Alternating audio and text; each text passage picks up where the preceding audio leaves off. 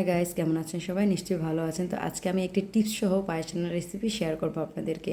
তো প্রথমে আমি কড়াইয়ে দুধ দিয়ে দিলাম। আমি এখানে 1 লিটার দুধের পায়েস রান্না করব। দুধটা গরম হোক। এবার আমি আপনাদেরকে টিপসটা শেয়ার করছি। সেটা হলো, আপনি যে চালটা নেবেন পায়েস রান্নার জন্য, সেই চালের মধ্যে কিছুটা পরিমাণে ঘি মিশিয়ে নেবেন। তাহলে কি হবে, যখন গরম দুধে আপনি চালটা দিবেন, চালটা দলা পাকাবে না, নিচে লাগার সম্ভাবনা কম এবং চালটা থেকে সুন্দর একটা ঘ্রাণ বের হবে। এবার আমি এই দুধের মধ্যে দিয়ে দিলাম একটা তেজপাতা ও 3টি এলাচি।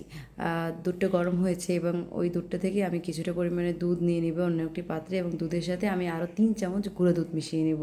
এই গুঁড়ো দুধ মিশালে পায়েসে আপনার পায়েসটা একটু ক্ষীর একটা ভাইবস আসে। তো আমি মিশিয়ে রেখে দিচ্ছি একটা সাইডে। এবার আমি দুধটা মানে উতলানো পর্যন্ত অপেক্ষা করব। উঠলে পরে আমি এর মধ্যে দিয়ে দিব আমার সেই ঘিয়ে মিশিয়ে রাখা পোলাওয়ের চালটা। তো এবার বারবার নাড়তে হবে এবং চালটা সিদ্ধ হওয়া পর্যন্ত আমার অপেক্ষা করতে হবে। দেখেন আমার চালটা কিন্তু ফুটছে এবং আমি কিন্তু বারবারই এটাকে নাড়ছি। নাড়তে হবে বারবার, নাহলে কিন্তু তোলায় লাগার সম্ভাবনা থাকবে।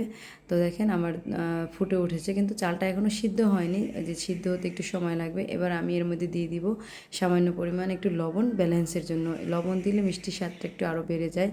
আরও দিয়ে দিলাম ভিজিয়ে রাখা কিছুটা কাজু বাদাম দিয়ে এটাকে আমি আরও কিছুক্ষণ জাল করব, চালটা সিদ্ধ হওয়া পর্যন্ত। এবার আমি চালটা কিছুটা সিদ্ধ হয়ে গেছে। এবার আমি ওই যে গুঁড়ো দুধ মেশানো যে দুধটা ছিল সেটা আমি দিয়ে দিলাম পায়েসের মধ্যে। দেখেন এখন কিন্তু আরও একটা ক্রিমি ভাব চলে আসছে এর মধ্যে।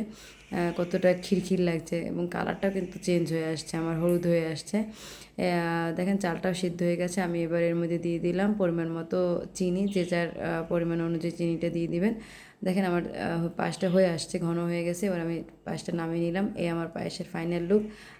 আমি আশা করি টিপসটা আপনাদের কাজে আসবে এবং পায়েসটাও ট্রাই করে দেখবেন। তো বাই বাই, সবাই ভালো থাকবেন।